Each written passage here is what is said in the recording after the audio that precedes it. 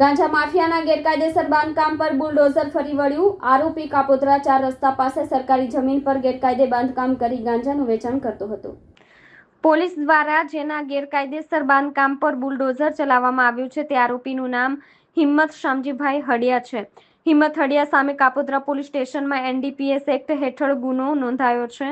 આ માફિયાનું નેટવર્ક એટલું બેફામ હતું કે તે કાપોદ્રા 4 રસ્તા પાસે સરકારી જગ્યામાં ગેરકાયદેસર બાંધકામ ઊભું કરીને તેને ગાંજાના ગેરકાયદેસર વેચાણ માટેના અડ્ડા તરીકે ઉપયોગ કરતો હતો. તે બહારના માણસોને બોલાવીને આ ગેરકાયદેસર બાંધકામમાં ગાંજાનું વેચાણ કરાવતો હતો.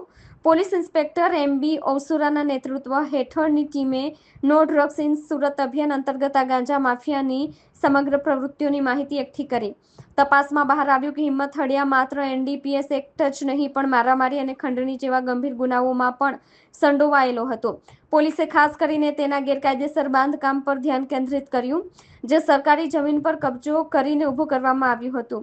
2 દિવસ પહેલા જ આ ઈસમ વિરુદ્ધ એનડીપીએસ એક્ટ હેઠળ સફળ રેડ કરીને ગુનો દાખલ કરવામાં આવ્યો હતો, જેથી માલુમ પડે છે કે પોલીસ આ માફિયાની પ્રવૃત્તિઓ પર સતત નજર રાખી રહી હતી. ગેરકાયદેસર રીતે બાંધેલા ગાંજાના વેચાણના આ અડ્ડાને કાયમ માટે ધ્વસ્ત કરવા માટે કાપોદ્રા પોલીસે સુરત મહાનગરપાલિકાના અધિકારીઓનો સહયોગ મેળવ્યો હતો.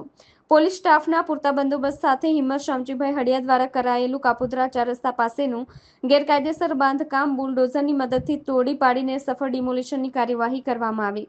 પોલીસ ટીમે આવા ગુનેગારોના રહેણાંક મકાનો, વીજ કનેક્શનો, બેંક ડિટેલ્સ અને જામીન ભંગની માહિતી એકત્રિત કરી હતી.